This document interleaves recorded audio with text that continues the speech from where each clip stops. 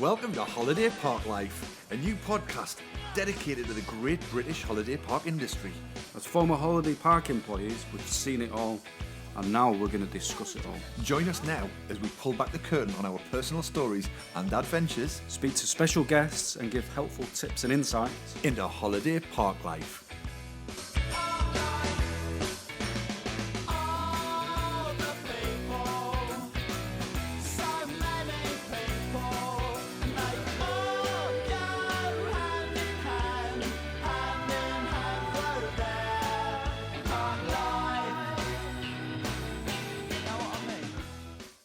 Well, hello everybody. Welcome back to another podcast episode of Holiday Parklife. Yes, you are with the Mackem, Ross, and the Manc, Lee. We've got another guest on today. Lee, are you excited?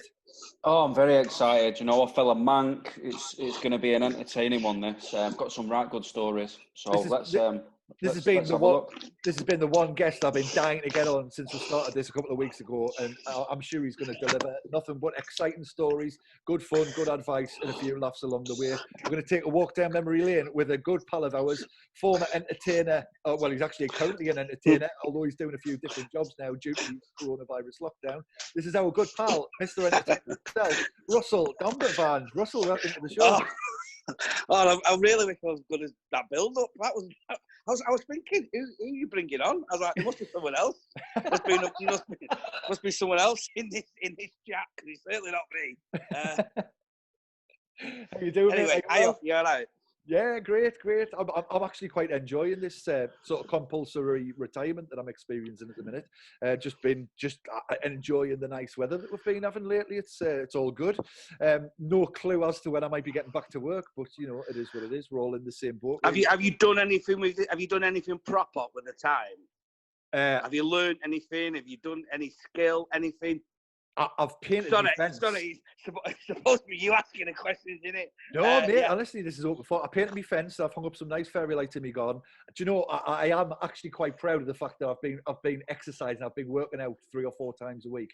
So I've been. Oh, have you? I've been getting right into that. I've been getting back into like a bit of weightlifting and a bit of bodybuilding and that. So I'm really. That's and the best thing is we've got to catch up with everyone on this podcast. So you know we have to do something quite useful. Well, I started a lockdown. I said my aim was to complete a marathon each week. Now I found out they're called Snickers. Hey, there you go. Ladies and gentlemen, we're off. We're off to the race. Oh, I love it. Oh, there you go. Right. Go on. So we met over at Blackpool. I think it was my first season when I first met you, Ross. But how many years did you actually spend? Was that 2000 that way or 2001? Yeah, 2000, the Queen's Jubilee there. Was it? 3D League? Do you want to say what? Yeah, you best say what it's called 3D League, because it doesn't sound a great name, was it? No, it wasn't. Yeah. No, because you worked on the leisure side, didn't you? Yeah, we did the outdoor pursuits. Yeah. I think we used to play 5-a-side, didn't we, on a Thursday afternoon? Remember them? Yeah, I remember that fondly. Remember playing them army lads? Anyway, sorry about that. Yeah, 2000, that's the year I started at Blackpool. So that wasn't your first season, though, was it, Russ? I mean, you'd done a season or 2 beforehand, and I think if memory serves, I mean, correct me if I'm wrong, but did you start off in North Wales? Is that right? North Wales, little town called Prestatyn. That's right. Nights in Prestatyn. Guess what? 97. There you go. Hey, see, double that. So what was that when was your first year? How old are you, by the way? I'm 38 now. I always see you as a lot younger than me, but just because you look a lot younger than me, you're actually not that lot younger. I look a lot older. I say to people, I look a lot older than that. I am 97. I started 97. Well, I was still at school. I left school in 98. Well, I was only 18. I had to wait till July because okay. I want 18 till the end of May. Right, so that makes sense. So can you remember your audition and everything? Where was your audition at? Well, funnily enough, the audition was at Blackpool. Was it? Mine was too. In fact, it was you and was Foxy. I there? You were there, and Foxy was there. And I remember you two were the 2 lads that really spoke to me the most on the audition. And it was Ian Johnson. What did you do for it? I had no idea. Like, this is the first time I've been in like a professional audition situation, and it was. Well, it wasn't really. Well, it was in the Vic. Yeah. Well, was it? Yeah. Well, not that professional, but go on. Funnily enough, we just had this conversation about somebody else who we spoke to who had an audition in London that sounded like really professional and really super pro. But my audition was in the theatre, which was the main entertainment venue, and it was absolutely chock-a-block full of people. There must have been 1,000 people in there auditioning. And I remember speaking to you, and I remember speaking to Foxy, and I remember thinking, oh, there's two good lads. I'd like to work with them. I was under the impression that my audition was at Blackpool because I was going for a job to work at Blackpool. Didn't realise I was auditioning for like 7 or 8 different parks. No, you could have been put anywhere, couldn't you? Anywhere, and I didn't even realise that was the case. I thought that this was the only park in that company, and that's where I was auditioning to do a job. And lucky enough, that's where I ended up with yourselves for a little while. So your audition was at Blackpool. Can you remember what you did? Yeah, quite vividly, really, because I can't remember much else after that, to be honest with you. I sang "Love on the Rock." Yeah. Because this is how old I am. You had to have sheet music. That's how bad it was. I know, exactly. Wow. Just some bloke on a keyboard. He's playing "Love on the Rocks." But I tried to do a bit of comedy. And it didn't really work. I was working at a shoe shop at the time. And the joke was, you used to put Shelley's on Market Street in Town, Lille know it. You used to put boots in your hands. I don't know why I'm telling this because it doesn't work on the radio. I know we're not on the radio, but you know what I mean. I'm acting it out now. But you put boots in your ladies' boots in your hands, stand at a corner, and then it looks like you try and fill in the gaps. I don't want to. So I started like that behind the curtain, so it looked like I was with some lady behind the curtain, and I was. The song "Hold On, I'm Coming" was playing, but he didn't really. It was a tough crowd. It was like but it was a tough crowd. I thought it was because I didn't have any backing music. I think it had moved on to CDs and mini discs by then. By the time I did my audition, but I didn't have access to anything like that. I would not have known where to even get something like that. So I remember telling Julie and Tracy when I arrived at the audition, they're like, "What are you singing?" I said, "I don't know. I've got knee music." And they're like, "What's knee music? Never heard of that." Yeah, exactly. No, they wouldn't have understood. No, you did sound a bit strange. Yeah, absolutely. Film. You say film. Yeah, 2 syllables. Yeah, film. They don't get it, but So "Love on the Rocks." How did it go? "Love on the Rocks." Well, all right. Yeah, it went down well. Ain't no surprise. Hey, you "Love on the Rock" fans there. Oh, sorry, I'm just thinking of jokes now. That's what I get sort of jokes.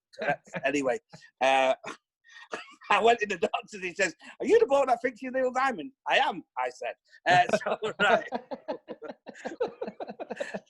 So I got put on what they called it's reserve list because I wasn't 18 till June. And then I got phone calls at college. Like, this is how old I am. I didn't even have no one had mobile phones were invented. Yeah. So I was at college finishing off my BTEC in performing arts. And I got a phone call. My mum was rang college. Someone has rang the house for a job. So I rang this number and I spoke to a bloke called Ian Johnson. And he went, "Is that Russ Donbavand?" I don't think he speaks like that. Well, it doesn't feel like that. I spoke to him today. Anyway, I digress. And he went, "We're off your jobs in Luca. Start on Friday." And I went, "Oh, brilliant!" So I put the phone down, and then I rang my mum. And then I said, "I start on Friday." And she went, "Where?" I went, "Oh, I didn't ask him." So I rang him back. I went, "Where are you?" And I like you, I could have been going anywhere. And there was a few more back then. There was I think it's still about 20 back then. I had all the little ones as well. Yeah. So he went, "It's Prestatyn." Your first job was in Prestatyn. You were living in Manchester. How did you get over there, and what did you have to take with you? My dad took me everything and just gave, and then just drove. We drove to the main gates, and I went, "Oh, I can't do it. So we went, "Do you know Prestatyn?" Then we drove to Prestatyn, went to Carl's Chipper. Yeah. And then we had a couple of pints, and then we drove back, and I felt a bit more confident. And I was happiest. This was your dad's opportunity to finally offload you, and he was thinking, "Takes a couple of minutes to get him in there." And my dad gave me that proper. We've never had like it was a proper. We didn't have many Dadland moments, but he said, "I'm not going to give you any advice, but just be safe." And we knew what he meant. He wasn't like it didn't mean where. Yeah, we know. Yeah. So I had quite a similar. I wouldn't class it as a dad and lad moment, but I remember being in the car with all of my worldly possessions, and my mum was like shoehorned into the back seat with all of my suitcases and my costumes and my bags and this, that, and the other. And me and my dad was sort of like. He started humming this tune, didn't have the radio on, he's humming this tune, and he's going, da, da, da, da, da, da, da. And I'm thinking, oh, that tune, I know that tune. So I started joining in with him, and before long, my dad's like tapping and he's doing the drums on the steering wheel, and I'm like, this song's getting like bigger and bigger, and we're building it, and the beat's coming up, and we're like really into it, and then I realised that the tune that we were singing is from the porno video that he used to keep in his book, and I used to watch when they'd go out shopping, and then it dawned on me, and I realised what we were doing, what the song was, and where it was from. And I just stopped instantly, stopped abruptly. And then I looked at him, and he's doing the hi hats and the fucking drum and the cymbals. And then he realised as well. Couldn't be worse. So at least your mum didn't join in. Nah, my mum didn't join in. But yeah, that was quite a harrowing moment. So, yeah. We've never spoke about that. Well, if he listens to this, he'll finally realise what I was up to on them Sunday afternoons when they were at B&Q. Yeah. Now you know why. Now you know why the video was worn out, Dad. Yeah, exactly. Yeah. Oh, so your first day? Can you remember? Like, obviously, you got there, you unpacked. Did you have anybody to live with? Yeah. Were you assigned? Yeah, it was a Friday. To share, or I had the ends manager. It was his day off. I found out he used to have quite a few of them. And so the first person I met, I think Leo know him. I think you know him, Ross. Remember Craig Darby, brother Craig? Oh, yeah, Craig Darby, yeah, I remember Craig. He was the first person I met. It's funny, innit? Because I'm like 23 years on, I'm still mates with him, like good mates with him now. It's mad, innit? So he showed me around the shower, and he just said, just sort yourself out, go for a drink, and meet at 9 a.m. So I pulled that first night. I just said to someone, because they seen that I was sat with my own, and nosy families are. Yeah. And they went, "Who are you?" I went, "Oh, I'm in the blue coat next to you, woohoo!" Yeah. Oh, it was like magic dust. You were like a celebrity without even realising it. So your first day, and I don't suppose you might know the answer to this actually, because we've asked everybody so far. Your chalet, you called them a shed. We always called them sheds. Our chalet was our shed. Was it called a shed back then when you first started? And if it wasn't, what were they called? No, definitely sheds. Yeah, definitely. Yeah, so that's going back sheds. to 97. We're going to try and trace the origin of sheds and see where that came from. Can you shed any light, or is it just a shed? I think because they were, sheds. It was perfect word to describe them. You're absolutely right. I got a shed. Yeah. I shared a shed, as you know, with Jamie Hughes, and that was good crack. Had some good neighbours. Had some good times in that shed. It was pretty weird. That one I was staying at Preston the other year, and they put me into my old shed. It's now club class, got a sliding door and everything. Oh yeah, so of course. Like yeah. I did. Well, I've done quite a few shows there over the years, but when we do a normal show during the season, they normally just give us normal sort of classic accommodation. But if you do one of the big sort of 40-hour party weekenders where they've got like celebrity acts and you happen to be booked for that weekend, then you get club accommodation with a sliding door. And occasionally, I don't know if they still do it now, but quite recently, we had a few cans of Stella in our fridge when we got there. Oh, so that was pretty good. No, never had that. No. Look, I get a key. I remember just going off the subject a little bit. Went to Camber one night, got there, and we were doing Breen to Camber. So, travel in the middle of the night, get to Camber 4 in the morning, keys there, get the key, just in the real crappy ones as well in Camber, like the real crappy ones. Yeah. Just walked in as a family, and they pull out bed, they give us a key to someone that was already in there. Oh, wow. Yeah, that happens. What'd you do? Yeah. Well, told to move up. Yeah, fudge up. Big spoon. But all I remember about that first day was I still didn't know who the Ents manager is, and it's nothing like today. You can't start people. There's nothing you couldn't find out about people, could you? You know, you couldn't like look them up. It was just like even. So I just had this name, Ian Johnson, and I just remember from the interviews, there was one guy that was just wouldn't crack a smile during my audition, and he looked like, you won't remember, there's a guy in EastEnders called Ali.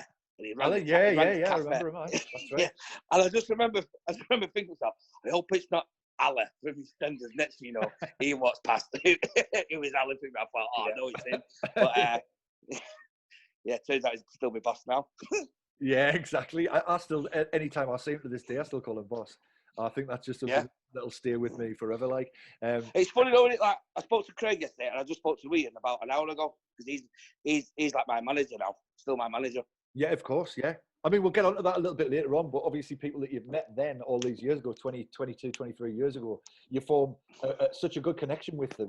And that's lasted your entire adult life. So really from point to man, through all the aspects of your career and all the different things that you've done in entertainment, which is actually quite a lot. You've still maintained them good relationships with the people that were important to you back then. They're just as important, if not more so now. Yeah, exactly. Well, I mean, look at you. I mean, yours is nearly 20 years, isn't it? Yeah, I started 2000, Christmas and New Year, 2001. I did the Christmas and New Year's, and then, so like 18, 19 years ago. Crazy. Yeah, God, yeah. What, Rachel and what was, anyway, we digress. Yeah. Yeah, they were my next door neighbours, Rachel and Rebecca. Rebecca, that's it. Carlisle, and Rebecca was from... Yeah, she was quiet, wasn't she? Just, yeah, very. Staley Bridge? I caught back up with her working on a cruise ship. Staley Bridge, yeah. Rebecca, yeah. I caught back. She was working on a cruise ship. We were on the same ship together. Oh, wow. Anyway, that's not a great anecdote. So, who was on the cruise ship? Was it Rachel or Rebecca? Rachel, yeah. I'm sure she won't mind you saying she was loud. She was loud. She probably still is. I can say a lot. I can say a lot worse. Yeah, we'll keep that for another show. So your first day, well, you met your Ents manager, Ian Johnson, who's actually still looking after your career in some regards now. He's managing the group that you're part of. We'll backtrack a little bit and we'll go back to the early days. So you obviously you probably didn't have really any expectations of the job. Were you expecting to get there and just to be sort of singer, dancer, entertainer, or were you fully aware that you were going to have to be like in charge of snooker competitions, darts competitions, calling games of bingo? Like when did you realise that was a massive aspect of the job as well? Well, unfortunately, mine was a little bit different because when I got there, everyone had very high expectations of me. Right. I was classed as a vocalist, and you know me. You know, I'll get away with song, but I'm certainly not a vocalist. So when I was supposed to be lead singer in the show, and this girl who she's got a great voice, she ran up to me. She went, "Sing to me, sing to me." I was like, "Wow, I can do a bit of Oasis if you want." And she was, So everyone thought they were getting this singer. And they got me, so it was like, it was like, I suppose it's like signing someone and then realising it's not a striker, like, you know what I mean? It was like, it wasn't really. But you know, like you say you weren't an out and out vocalist, but I always rated your vocals. I always thought you were a good singer, and not only that, I thought you were so good in other ways that if you thought that you might. Yeah. Singer, but you would cover that up with humour and stuff. Yeah, they just thought they just thought they were getting a lad to sing songs for the shows, and you know me. Yeah. That's just one. Yeah, that's just one little thing that Russell brings to the table. Steam heat, razzle dazzle. But do you remember that show we did? Do you remember? I remember this vividly because I remember that you really wanted to sing a song from Copacabana called "Sweet Heaven." And I think that song had been sung by every other male vocalist or male just that was in the show, and you never got to have a go. Anyone? No, any male. You didn't even have to work there. You got given that song. Yeah, 100%. And for some reason, that No, but song had always eluded you, and I think you were a bit annoyed about it, weren't you? Yeah, because I'm not single. But no, we were rehearsing and all that, and I was pulling my face, saying, I can't do these, can't dance in gold sequins, you know, top hat and tails. And then by June, I was like, tap dancing everywhere. I was loving it. Yeah, it was great. Obviously the in-house shows and stuff were a massive part of it, but like I said, like the daytime activities, were you a fan of the daytime stuff? Because it was kind of like, if you want to break it down for someone that doesn't really know, you've got two jobs when you work at a holiday park. You've got your daytime job, which could be anything from standing on breakfast doors, like welcoming people in, letting people know whether it's chalet or the apartment is, going and hosting a flipping crazy golf tournament or a darts game, to calling a game of bingo or doing a quiz on the afternoon. And then you would finish your daytime activities. You might have time to go and get a bite to eat or have a power nap. And then you're going straight into the evening activities, which would involve like a main session game of bingo, kids party time, loads of party dances, okey cokey, all that kind of stuff. And then there was like the evening cabaret acts that you would have on. And then if you drew the short straw, you'd be DJ for the night. You'd be hosting a late night disco or a late bar entertainer where you go and do a bit of karaoke, sometimes till 1, 2 o'clock in the morning. So these were long days, and there was a lot of interaction going on with members of the public and members of your own team. What was your thoughts to at the time, thinking, Christ, I'm doing like 13, 14, 15-hour days here sometimes? Was that like a bit of were you shell-shocked, or were you so young that you just went, oh, this is just what you do, and you just did it? Yeah. I mean, yeah, it was 18. Like, 97 was just the end of, I mean, even when you started, you were still doing a lot of hours, but that 39 hours came in, which was a bit of a game changer. When I started, there was no mention of how many hours. You just no one counted hours. I don't know if it was a timesheet. You still got paid in cash. When I started. What was your first wage? Can you remember?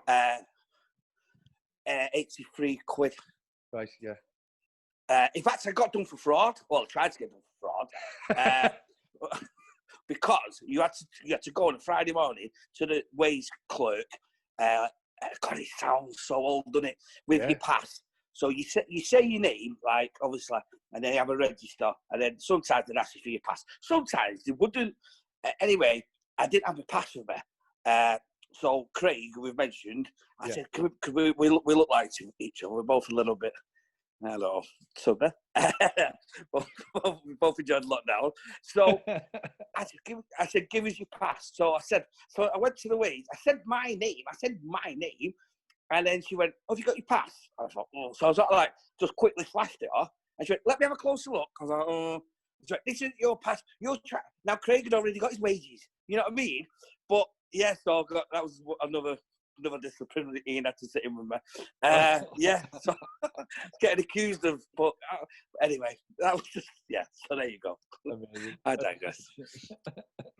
So 83 quid to a young Manchester lad from the northwest. And I saw Fridays off. I lost my waste packet once. Oh wow! So that to you though, like, I mean, my first wage obviously was a few years after you. I think my first wage was like 105 quid. I felt like a million quid for a week just to buy food and beer, because that's basically all you ever bought. Yeah, I mean, what was the smoke when I started? You could sit down. I mean, this just sounds so weird as well. You could sit with guests and smoke with them. I mean, that's just another world away, isn't it? Even smoking in.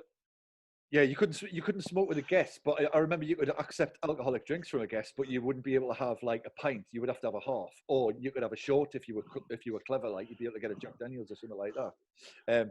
Right. That was part of the game for me, which was try and get around as many tables as I can. And I don't see them doing it as much now, the whole socialising aspect of the job. I remember, I don't know if it was the same for you, but Ian Johnson, I remember him telling us specifically, you've got to move tables like every 10 minutes. Don't stay at a table for longer than 10 minutes. So I had a fine on. I had like 4 or 5 drinks on 4 or 5 different tables, and I would just keep doing the same circuit so I could keep drinking. Yeah, and there was easy tables. There's people that used to bring food in as well, and they would have like they'd always have a blue coat. They'd always have a blue coat there all night, and like it'd be like once the girl left, you'd run in and sit with him, and then there'd be tables that wouldn't have anyone sitting with all night. So yeah, you could definitely work at your advantage. Yeah, I mean, remember Roy? Roy used to buy me socks. And you also bite some stock. I'm like, thanks, Roy. I remember a few guests stick out, to be honest, but some for good reasons and some for not so good reasons. Like, I never really had any run-ins as such with any guests. Most of my experience was quite positive, but after a few beers, like that's one way of putting it, mate. yeah. After a few beers, like, they would start getting a bit leery. Like, I always remember of Blackpool, a lot of Scousers, a lot of Welsh, a lot of Mancunians, and they all wanted to sing next on the karaoke. So there'll be a lot of you know, prodding your chest. Hey mate, hey mate, hey mate, hey mate, I'm next. That was about as bad as it got for me, I think. Well, I started end of June, beginning of July, and it was my first night off was Tracy's birthday, because I'd done my first season with Tracy. He was our boss. Julie's didn't start till the Christmas, actually. We were there before anyway. Yeah. So, yeah, it was a Saturday night, my first night off. And do you remember the Holyfield Tyson fight where he bit his ear off? Oh, yeah, I do, yeah. That was my first night off. So I'm watching it in Luna's, which it wasn't called Luna's then, in Prestatyn, and the Irish were supporting Tyson, and there was just a big, massive riot, basically. And I got caught up in the middle of it, and I got put in the duty manager's book for inciting a riot. I don't know how. I don't know how I incited a riot. I don't know, but I was there. So that was another time Ian had to come into a disciplinary with me. You're still looking at he talks to you like, because did Ian treat you like Holyfield and shoot your ear off? But go on, son. There you go. Yeah, so that was. Why are you shaking your head, Russ? Hey, listen. Honestly, I think, like, from what you're telling us, you had quite. Would you say it's fair to say that you had quite a bumpy ride for your first few weeks? Well, a last little story. I don't want to make out as if I was always getting in trouble, but the last night of the first season, so 97, I used to work. You might remember, might ring a bell. The last week was always the half-term week, the Monday to Friday, and then at Prestatyn where we were, they had the last week was a disco dancing competition. Nigel Horrocks disco music on. That's what I used to shout, music on, and. So we weren't really needed properly. So on a Sunday night, we all went out to Prestatyn and came back. Craig had to work, bless him. And we were all a little bit drunk. And we got on stage and we were using the mic shouting daft stuff like, don't be blunt, show us you. Don't be splitterous. And, you know, you get the gist. And then we were walking back to our sheds. And I walked past it wasn't called, what was it called? It was like someone Friday. I think it was called SFC, I think. It was like a pretend Kentucky, you know what I mean? Yeah. And they had big, massive shutters, and I walked past it, and just being, like, jovial, I said, chicken's on me. I was like, I think some woman said, oh, why is the chicken not open? And I said something like, I'll cut you some chicken. Just went to lift the shutter up as a joke, and it opened, and I was like, oh no. And there was quite a few people now. So I slammed the shutter down, it hit the ground, and this big massive shutter fell off. Now, if I would have just stayed there and explained myself, it might have been all right. But I don't know why I did this. I just ran. I ran. And then next thing you know, I've got security saying, you're going to have to come back because everyone knows it's you. You're wearing your name badge. Yeah, they're like, you've just been on stage shouting, don't be blunt. Everyone knows it's you. Yeah. So in the morning, you're going to get sacked, you're going to get criminal damage, blah, blah, blah. Anyway, once again, first thing in the morning, me and Ian. It's becoming pretty routine by now. Anyway, I didn't get the sack, but the food and beverage manager at the time was a man called Mr. Phil Martin. And my punishment was, that night, the Monday night, was the staff party because obviously it was closed. So I had to do the spotlight for the cabaret, which was a male stripper. So that was my punishment. So you went from that was you went from chicken to sausage overnight. And it certainly wasn't a chip. It wasn't a triple art, and I tell well, that's not the type of job you're going to do, is it? You've got one of them. Hey, everyone, have a look. From a man that knows. Brings me swiftly on why you're talking about of your excitement of doing the spotlight for a male stripper. What was your fondest moment of over the years of holiday park life? Yeah, good question. I don't. I think it'd be quite difficult for you to pinpoint one because there's so many. Because obviously, not just without sounding too like emotional. There was one. You might have even been there, Ross. I'm not too sure. It all amalgamates, whatever. Yeah. But there was one day when we had to. Remember, we used to get like marks for show. There was one day at Blackpool, and we'd done all of our shows in one day. Like we'd done them all. Was you part of that? No. I thought you might have been there. I remember doing something similar for the Prince's Trust, like the carers thing. Yeah. Where we had to do it. Might have been the year. Anyway, so one day we just done all our shows and they were getting marks and they wanted all the best crowd. So I remember asking my mum and gran to come and I remember it was Ian said, I've watched your gran all day, he said, and she's just been just loving it all day, and I thought, oh, that's nice, you know. So it's probably something like that. Winning show of the year, that was quite a big deal at the first company. Like that was like, so something like that. Definitely. So the show of the year that you won that time, Russ, was it the Starlight Express at Blackpool, or was it before that? No, we never won it with that. Believe it or not.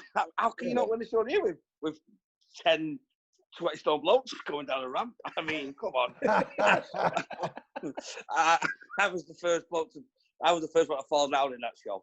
That was quite a famous show, actually. At the time, I always remember people talking about that show and showing us videos of that show and saying what a great production it was and all that kind of stuff. Which I think probably for the time it was. And I remember it seemed like they loved the in-house shows as much, if not more, than the visit and cabaret acts that you would have. Yeah, because without like harping on sounding like, any youngsters listening now, I mean, like because I still just like I do a lot of cover work for a company now where I'm not an enterprise, but they'll ring me up and go, "Can you cover there for 3 days? Someone's ill, someone's off, someone's been sacked." Exactly. Someone's pulled some shutters down at the KFC.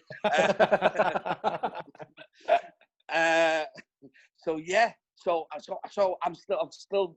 So you'll get people that talk about the good old days, and they were good. But I see it now. I've still got my hand in. But like it'd be mad to say, oh yeah, we had teams of 17 and 18. That just sounds weird now. I mean, that sounds like yeah. I've spoke about this as well before. Like a couple of the parks, smaller parks as well, albeit. But I've been to a park where they've got 2 people on the entertainment team. Yeah, well, obviously we don't say part. I do a lot of cover work, and it's like me and another, and it's like you don't get so basically what I say was when there's loads of you could talk to people, you could get round and talk to people, and as well people went for a full week as well, or at least Monday to Friday. Yeah, they had a lot of time, and then so a lot of it was getting to know, because without sounding like an absolute knob, I used to get a loud cheer because nothing could be the best. It was like a lot of people knew me, and it was like, oh, let's cheer, especially like, let's cheer for the fat lad. You know what I mean? So it was like, yeah. I think you're being a bit unkind to yourself. Because I think what was good about you was in terms of the social aspect of the show, you would make sure that you spoke to everybody, every single guest, and I see that less and less now as well. And I don't know if you experienced that a bit. Maybe it's because there's less, like you said, in terms of numbers on the entertainment teams. But I've turned up to places to work and stuff, and obviously I wouldn't name names or tell you where it was or who it was. But there's been numerous occasions where I've turned up to do a job and wait to get in for a sound check, and just people have gone past us with a name badge on and a uniform, and they've just blatantly ignored me. We would have got absolutely bollocked, like to high heaven, if we walked past a guest and didn't say good morning, good afternoon, hello, or introduce ourselves in some way, shape, or form. And you seem to manage to be able to put yourself in a position somehow. I don't know if there was 2 or 3 at one point, but you seem to there's enough of me to go around. You seem to manage to introduce yourself and have some kind of relationship with almost every guest that we encountered. When I was always amazed by that. I thought you did a great job at that. But I think you came at the start of it. I tell you, without sounding like, I tell you what, stuff like Pop Idol and X Factor really was changing the way the job went, and it did become a lot more about the talent and the shows and talking to people. Like, that was like when I started. Like, I used to wear a dicky bow and ballroom dancing. After bingo, it was half an hour of ballroom dancing. You know what I mean? It's like, I was just joining just that changeover, and you only had Captain Croc. No one else didn't have a song, didn't have nothing. You know what I mean? And you think now, like, I mean, another company that we do some work for, don't we? Like, all their characters are like, it's all about them, isn't it? Oh yeah, of course. Like, they've got, like, you know, you can buy a figure, an action figure of each of the characters. They've got merchandise, they've got lunchboxes, they've got songs, they've got backstories, they've got, you know, their own shows all about them and all about the character and what they do and what they represent, you know, pertaining to each company. Back when I started, certainly there was a few characters and they all had a dance and a song and all that kind of stuff. But I guess, like you're saying, for you with the ballroom dancing, I experienced that side of it when I was working at Pakefield. There was a lot of the ballroom dancing and all that kind of stuff. And the kids now would never ever have to do that. Would never experience that. No, it is a different, like that. Look, I see, I come through it and did lose, but But I was just thought of another story.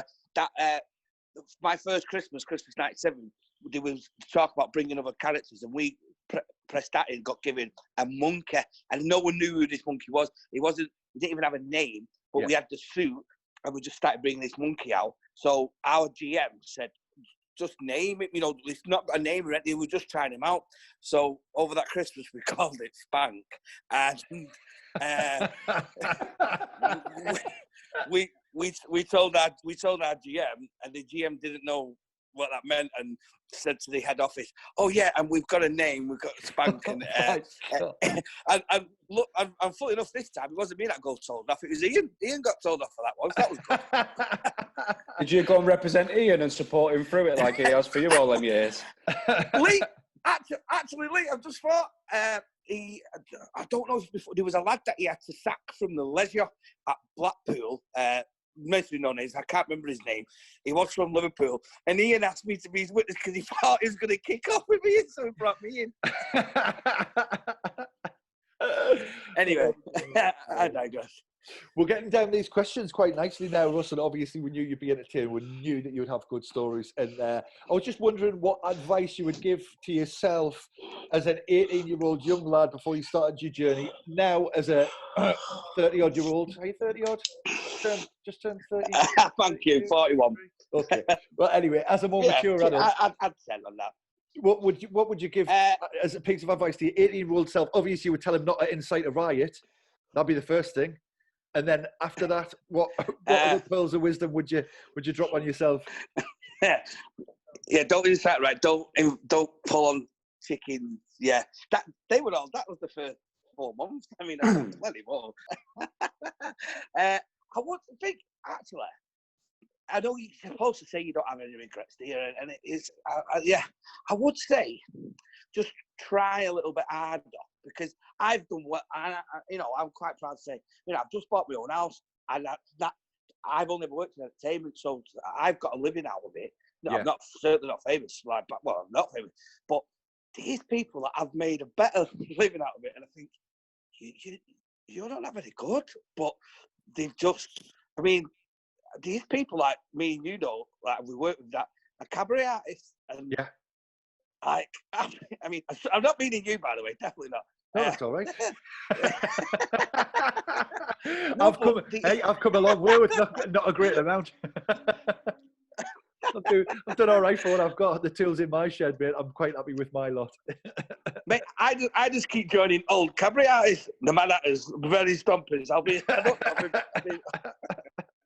Yeah, so just like I say, I don't have any regrets, but God, if I would have tried a little bit harder, I might have got somewhere. But yeah, so I tell you what, it was you. Do you remember when Ken Dodd came? Was you there? Yes. Yeah, I'll tell you, I had a lovely story about him after, because I know you were quite heavily involved in getting everything together that he needed. And if memory serves me correctly, I know it's a long time ago, I do seem to remember he had a rider, and on his rider, he wanted a microphone that had a 20-metre cable instead of a 10-metre cable. I seem to remember you had to sort out some of the the actual individual bits. Yeah, you remember weird stuff like that. Yeah. But because he got done, like, two things that happened there. Well, three things. He got done for tax, didn't he, and all that. And, that's right. While he was on at Blackpool, his missus was in the back doing his tax returns. Anyway, and after the show, I got him to leave a voicemail on my phone. And that's right. That's right. You had that for ages, didn't you? Yeah, unfortunately, I lost my phone one night out in Blackpool. I was gutted. But my gran used to ring me, and she used to go, "Oh, you've answered." I was like, well, "What do you mean?" She went, "Oh, I've got my friends. I've got the two readers here. I've got to leave a voicemail." I was like, "All right, okay." But I asked him for some advice, and I said, "You got any?" And he went, "Success." He says, "You've really got to want it." And when he said it, I thought, that was pretty rubbish. But I know exactly. After a while, I know what it means. If you really, really want it, you have got to want it, haven't you? And, you do, absolutely. But you can easily make 100%. Yeah, you can. You're right. You can make a living, and there are people, like you said, that we might not think that they are the best at what they do, but they've made a good living at it. And they've played the hand of cards that they're dealt. And some people have got a long way with not a lot, like I said before. But honestly, in terms of wanting something, if you really want to be successful, it does take years and years of hard work and actually putting the work in. There's actually no real substitute for hard work when it comes to success. I don't think that's just in entertainment. I think that's in pretty much everything. When you see people that are doing really well, you think, oh, they're doing really well. And your first question, or my first question used to be, how are they doing so well? And actually, when you break it down and you realise what they've done to actually get to the point where they're doing really well. Yeah, but without getting too serious, it's obviously now with this social media, like, you can look like you're doing really well, but are you really doing that well? It's and you look like you're really happy, but are you really happy? Yeah, like this. Yeah, are you really happy? Are you really 10 stone? Yeah, it's like this.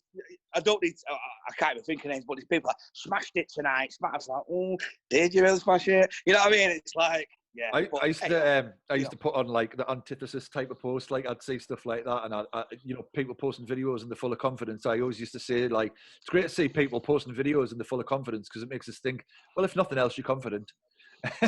Well, if people view that negatively, they'd be like, oh, well, you're being negative about it. I'm like, I'm not. I'm just being a bit of a cunt, like, because I can. Yeah, well, there's people in our business that, and I admire that because I have got that. I've got confidence, but I haven't got that way. Wow, like you are your biggest fan. Fair play to you. I mean, I can think of loads off the top of it, but obviously won't mention them. But you and me both. But you have interviewed Wes Jones, haven't you? not yet, but he's coming very soon. I didn't tell him, like, obviously I spoke to you, Russ, because it took us a couple of days to get sat down to get to this point where we're having this conversation. But I did, as a joke, tell Russ, I said, it's all right, if you can't do it, we're going to ask Wes Jones. But obviously we'll get Wes's reaction to that when he comes on. obviously I'm joking, obviously, but yeah. So you know exactly what I mean. Yeah. Definitely, without a doubt. So you've obviously been involved. You mentioned before you've been involved with a few cabaret acts over the years. You're part of the new branded version of the Mad Hatters, who've been really successful act, and you were with that outfit for a couple of years. Is that right? Yeah. To be honest with you, we got a bit like the Drifters. It was like there were so many. There was so many different lineups. It was like, and then there was two of us, then it was three, then sometimes four. I was like, who are you? But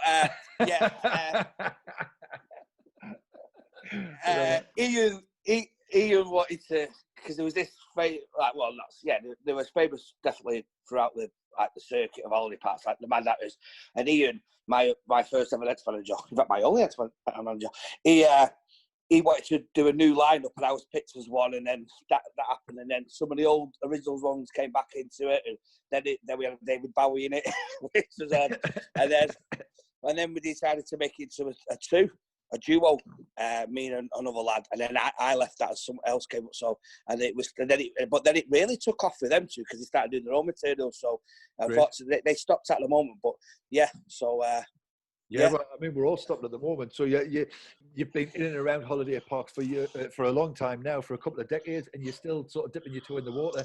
We've crossed paths a few times over the years. I'd like to see you more than we've seen each other. But obviously, within the same sort of job and the same sort of industry, it's really hard to catch up with people as much as you like to.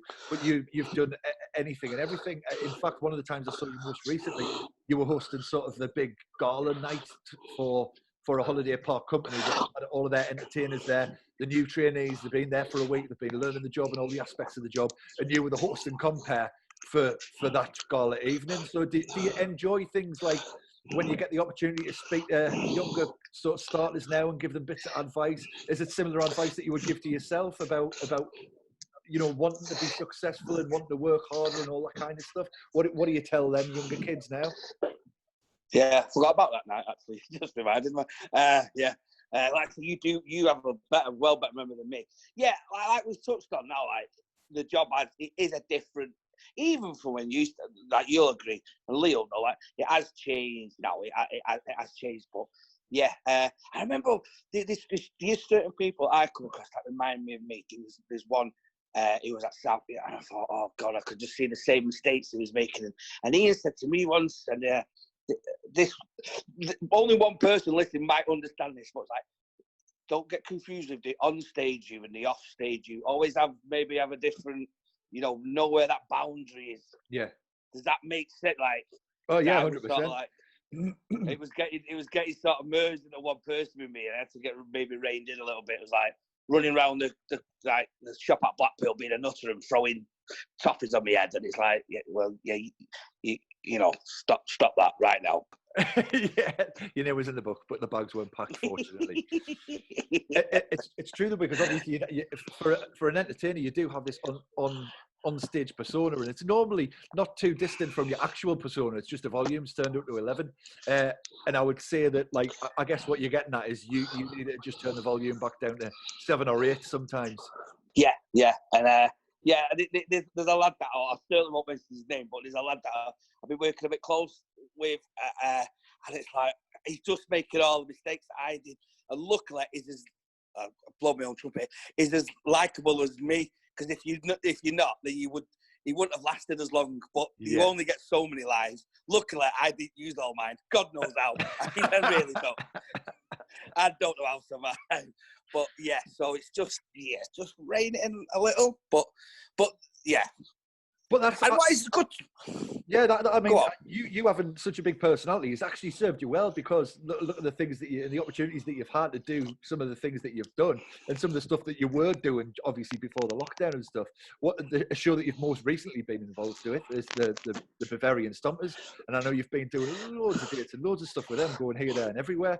So tell us about that. How did that happen? How did that come about? And tell us a bit about it. Well, that's just another thing. That's like, you'll know, like it sounds a bit like cliche, but especially this business, it's not always what you know is who you know in it. And I was talking to a guy called Mikey Diamond. I was covering at an holiday park. I was just doing a weekend, just covering ex-manager. He went, "What do you do? What are you doing?" He said, "I'm doing Bavarian Stompers." He said, "You would be great at it." And then a month later, we get this phone call. "Are you Mikey Diamonds, mate?" And that's who you know. Because I didn't drive for ages, which was a bad thing. And then I finally learned to drive, and that opened up a few more doors. But yeah, so they were basically, I'll quickly try and tell this. They were a cabaret act, just 3 blokes, done umpire songs, like pretending to be German for like the first 5 minutes, and then just done German umpire stuff. But it was all party stuff as well. You remember, don't you? Football socks. Yeah, that's right. And they just started. They got a contract with a baker who was in all these big cities, and basically this company wanted them to be here and everywhere. I said, well, there's only one band, there's only one of us. So they just made up. He recorded all his tracks and then just got front men to front the show. And funny enough, at one point there was 8 shows out a night, like Nottingham, Birmingham, and all front men at one stage all worked for the same holiday park company. Oh wow, that's awesome. So that shows you, doesn't it?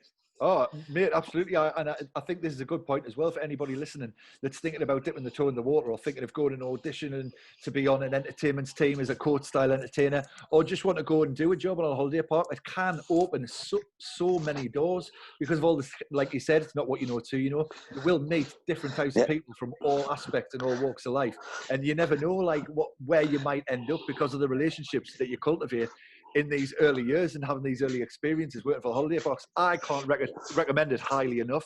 I always tell anybody that's in entertainment, if you've got the opportunity to do it and you've got no responsibilities, you're a young person that wants to do something fun, go and do a season on a holiday park, because honestly, it'll change your life for the better. Yeah, definitely. And for those who's just going back to that umpire, for those that don't know what I look like, my stage name was Johan von Fat Bastard. So that gives you that gives you an idea of my shape. Yeah. Can I just quickly tell you one story? You don't have to. You can edit this. That's no problem.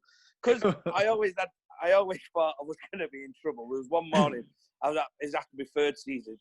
Because I'd done 9 seasons for one company, and then I then went on to ships and that, and then came back on an only part. So anyway, one morning, it's my day off, bang, bang, bang, bang on the door, Uncle Ander.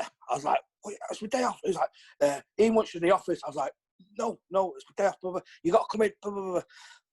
I'd give him some words, and he came back. Next thing you know, the assistant head manager came. Well, you got. I said, I'm not coming in with day off. And she said, if you don't come out now, I was like, God. And I was thinking, because I'd had a few drinks that before. Day off. Yeah. I was like, oh God, what for done? I couldn't remember. I was DJing as well. I was like, oh no, what for done? So I was getting a bit worried. I was like, because funnily enough, I was on my last live. I was always on my last live. But it was like, I can't get in trouble again. So I'm had to. So by this time, it was the assistant that was walking me over. So I was like, what? Tell me what it is. Tell me what I've done. Tell me what I've done. I can't say anything. I said, please just tell me what it is. So I was like getting really worried. Walked into press started in the main room, and you had to walk up to the entrance office. And I'm walking up the stairs. Ian's walking down. I went, boss. Boss. What's happened? I said, what for? And he went, there's been a murder. And I went, oh, thank fuck for that. Because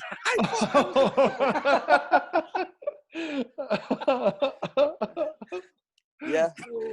So it's not a great story because someone got killed. Anyway, yeah. Well, if you're just joining us here on Holiday Park Life, we're pulling the curtain back on all things that happen on holiday parks and some of the darker stories with our guest here today, Russ Donbavand. Yeah, definitely. Well, listen, definitely pulled the curtain back there. On a lighter note, you're a funny guy, Russell. You know lots of jokes. We're treated to a few of your jokes at the start of the show, at the top of the show. We sent an email over with a few questions and all that kind of stuff. Have you got a good joke? What's your best joke that you've got at the minute for us? Well, obviously, as you don't, I know you don't. Well, you still tell us, but you've got to watch it now, haven't you? You really, I mean, you just got to.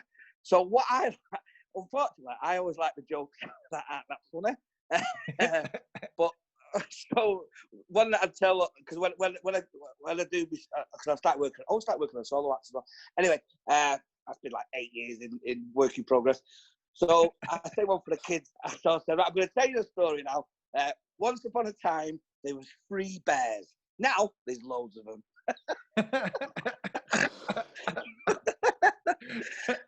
So I like it. That's at least tough crowd. Hey mate, listen, it's family friendly. Yeah. Russ, if they were going to make a film about your life, who do you think could play you ideally? Good question. I'm only saying this person because I was on a night out with a guitar player, and we worked on a ship and you couldn't drink on the ship. So when we got off, we had a night out in Portsmouth and it was like, party! He'd only ever known sober me. He'd never seen drunk me. Oh, good for him. So needless to say, his eyes got opened. And in the morning, he went, oh my God, he said it was like being out with, is it James Belushi, the one who played the Blues Brothers? Yes, Blues Brothers. John Belushi. Is that John? Was that John Belushi? Yeah. So he said, God, he said it's like being out with John Belushi. So probably say him. Probably I can't think of anyone. I don't know. I thought you might have said somebody like Sean Ryder. Well, yeah. Well, yeah. Oh God, yeah. But actually, the lad that played Sean Ryder in the film 24 Hour Party People went to my school. Anyway, I digress. Cool. Fact of the day Yeah. from Russell Donbavand. So we'd have John Belushi. In fact, I actually seem to remember me and you had a stab at doing a little Blues Brothers thing once, didn't we? Me, yeah. And the thing is with that, we put the effort into that a lot, didn't we? We used to rehearse in this office. Yeah. And I can't help but think it'd be better now. yeah, but which one would play the small fat one? I'll play the tall fat one. Yeah. Oh, sorry, I've just got some good news there. Doc says I'm over my anorexia. So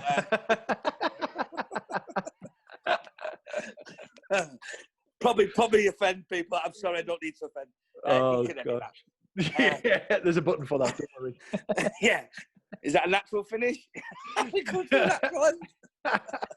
No, come on. Listen, you've mentioned his name a few times, and one of the questions that was sent across was asking about positive influences or sort of a mentor in your life on the holiday parks. I'm guessing that you're probably going to say the boss man, Ian Johnson. I was going to say Wes Jones, but I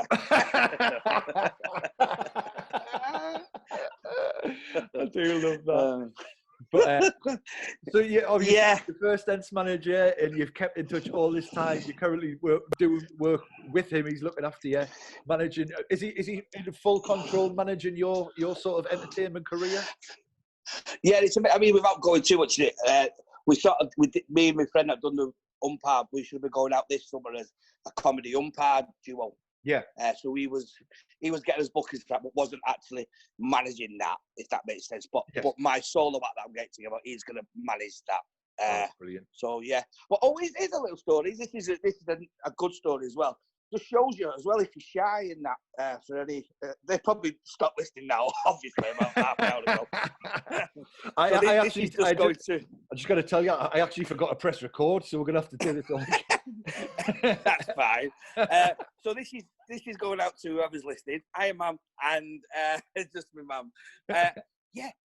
When I started, I was really, believe this or not, I was dead shy, dead quiet, and the manager Ian, he after just the second week, towards the end of the second week, just sort of got a bit more comfortable. Then I became this person. He says, and he said he was about to call me in and say it's not for you. He was actually going to not necessarily sack me, but you have a 2-week probation. Oh and yes, that was basically one day. Wow. Yeah, he's basically going to say it's not for you because I didn't really speak, just sort of just soaking it in. Which, for anyone that knows me, that's pretty odd. But it's just getting used to it really, and just going right. Oh, could do that. Find out where to fit it in. So don't worry if you. Sorry, I was covering somewhere the other week. Last, I say that. I think that's me. When I say the other week, it was like actually last year. Yeah. A smaller park, Lincoln Way. You may have done. It's got a small roof, and this poor lad, he had no team, so that's why I was down. And he had 3 members of his team arriving in one night. They arrived between 4 and 8. By 10 o'clock, 2 of them had left. Oh God! My God. Yeah. So it happens anyway. though. Like that's something that I think they thought it wasn't for me. So yeah, always don't. At least wait 2 weeks because you never know. Imagine if I would. Oh, I'm not. Would you say it's probably fair to say that it helped you come out of your shell? Yeah, because yeah. Well, I'm still quite quiet. I mean, you're pretty reserved. You're pretty reserved today. Yeah, when I'm asleep. I've been trying to be on my best behaviour. Yeah, honestly, you've been brilliant. You've been absolutely brilliant. We knew you'd be great. And obviously, there's people that you meet over the years, and I think, Russell, it's fair to say that most people that you meet, you leave some kind of lasting impression on. Hopefully, I would imagine most of it's positive. So you're doing well, pal. Trust me, you're doing well. Yeah, I'd like to think so. Well, look what's happened. You've come a long way, though, Sunshine, haven't you? Proud of you. Yeah. I do all right. I do okay. It's a bit odd for us, actually, because obviously before this coronavirus thing, I was pretty much pedal to the metal, going all guns blazing with my solo show, being Big George. Yeah, but who are you? Because you've been, at least you've been Chris Martin. Yeah, Chris Martin's great. I actually had some gigs booked this year with a band doing Chris Martin. That was good. That Chris Martin. That was good. That just kind of fell by the wayside, like everything else has. But I think going forward, when I come back, I'm going to try and do a bit more of that, because it's actually it's a type of show that you need a band if it's a Coldplay band. But a lot of these parks haven't got the budget for bands and stuff. But because they've got so many now, you can do it as a solo. And let's face it, nobody ever really can. Yeah, of course. The other ones in the band. So I'll probably be. Mate, I could live next door to the drummer from Coldplay and never know. You know what I mean? Yeah. Have you got Jamie Hughes? Have you got Jamie Hughes on this? Or is he coming on this? He's going to be coming on, yeah. me and Julie we give him the job as his first job at a holiday park, and we had one more space to fill, and you probably know the story. It's not even a great story, but and he couldn't really do anything. Bless him. I mean, he's done very well for himself now, but he was just very good look. He was just very good looking.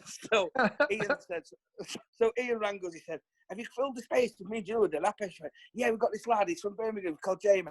He's like, "Well, is he singers? Is he dancers?" Like, "No, he's neither." And he's like, well, is he going to start? Well, he can't really start straight away because he's still at uni. She went, "Well, what can he do?" And I answered him, "Girls will love him," and that was it, because he was good looking. So yeah. But he's done well, all right for himself. Yeah, he's doing all right, isn't he? I'm looking forward to chat with him. Remind him of his because exactly. No, that's the problem now. It's like you can't even speak to your mates without thinking, "Oh Christ, I've got an ulterior motive." His phone must ring 200 times a day with people going, "How you doing? How's life? How's your last? How's the kid?" Yeah. Oh, listen, mate, it's been great chatting with you. We're going to start wrapping things up in a minute, but I know that Lee's been dead. He's been dying to get in. He's made a little quick fire question round, and we didn't send you this because he's only did it yesterday. Go on, Lee. And he's tried it out on me this morning, and it's gone quite well. So let's see if your answers are let's see if they're as good as mine. Let's do it. Over to you. Right. I think the answers will be better, but Bro, no pressure. No, so just don't want you to think about it. Just give me the first answer that comes in your head. Just so you know, Pepsi. Just so you know, before we get started, Russ hasn't really thought about the answers to any of these questions. Okay, don't expect him to start thinking about these now. Sorry. Anyway. I like the way you were optimistic by giving me homework. I like the way you still. I thought, have you never met me? But I thought if he looks at the top one, we're off to a good start. Right, come on, mate. Blur or Oasis? Oasis. Fingers for toes or toes for fingers? Oh, fingers for toes. Your celebrity crush? Well, I suppose it was Pamela Anderson. Oh, wasn't everyone's? Yeah. Cat or dog? And I don't mean Pamela Anderson, I mean which do you prefer? Dog. Favourite movie? Goodfellas. Favourite cartoon? Top Cat. Best comedian? Les Dawson. Colour of your toothbrush? White. Last time you had a bath? Whoa! It was Christmas Eve, so I stayed at an hotel near Sunderland, Ardwick Hotel. You know what you gig there? I do. I gig there. They put me up, and I was in one of them big baths, and I forgot how to have a bath, and I filled it up. Fucking hell, I got in it like a tsunami. Anyway, bath. So yeah. The last lie you've told? Probably about 10 today. My mum wanted to visit me yesterday because I've just moved into the new house. I told her I was out. I just couldn't be bothered. But sorry, Mum. What are you most proud of? Not getting arrested. Well, only getting arrested once. No, I don't. Just, I suppose, without working in entertainment, like I said earlier on, and a full-time job and, still doing it. Most embarrassing moment? Where to start? I fell asleep once it was a Keeping It Live where loads of people in entertainment. I fell asleep on the toilet. I was sick. And they had to get paramedics. I was all right. It was horrendous. It was absolutely horrendous. There was videos around of it. It was Ian wasn't impressed. It was if there was a book to get my name in it, I would have been in the book. But yeah, that was quite. That wasn't me. Not your crowning moment. Whilst we were all on Blackpool together, who was your secret crush? Probably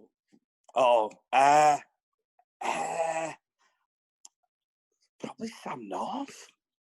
Sam North? Yeah, she wore leather boots and ran the canteen bit. I think it was the boots, to be honest with you. And this is a true or false question.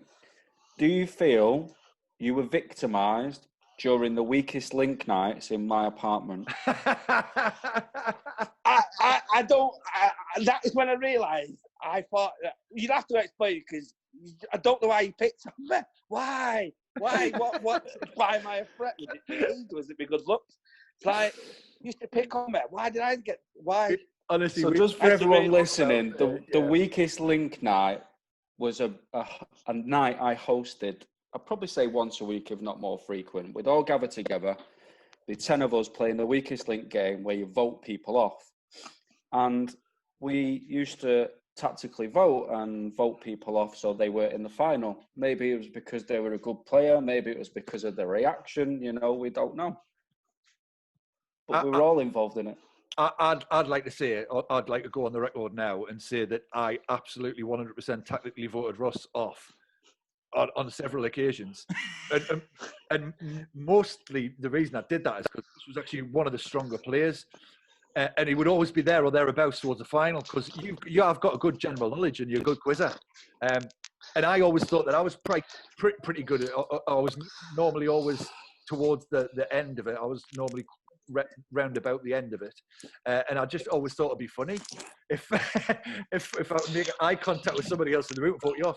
And I swear to God, to this day, I've never seen anybody get so annoyed and grab. We had a beer kitty. We'd all chip in £3 and get these little stubby beers, the Piafter Or things from the local supermarket. And if we had, say, 7 each, and Russell had 3, he would take his 4, he'd put them in his pocket, and he'd shout at us all, tell us off, and then leave. And then we'd all be friends again the next day. But in that moment, you were annoyed. But that happened every week without fail, didn't it? I mean, every week I'd storm out, fucking, that's not what the game's about. That's not what the game's about.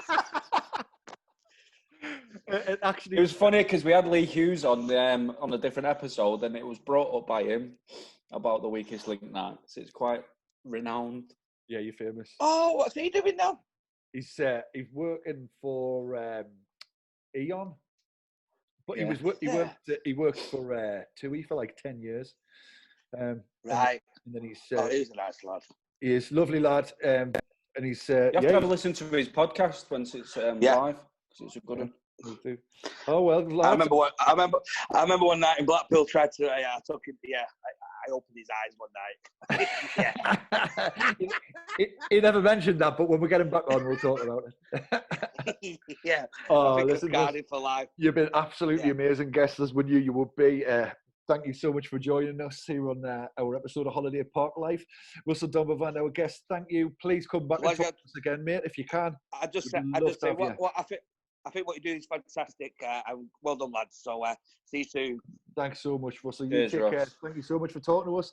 Well. What can you say about that? Absolutely hilarious. I love talking to Russ, and I knew that would make such a great episode. He's just like literally so entertaining. He's Mr. Entertainment through and through. You chop him in half like a stick of rock, and he would just have entertainer written through the middle of him. And I love the fact he brought up that he's got joke Tourette's. First time I've ever heard that, and it's great, and it's true. It is true. It was so funny. Listen, thanks so much, Russ, for coming on and giving up your time.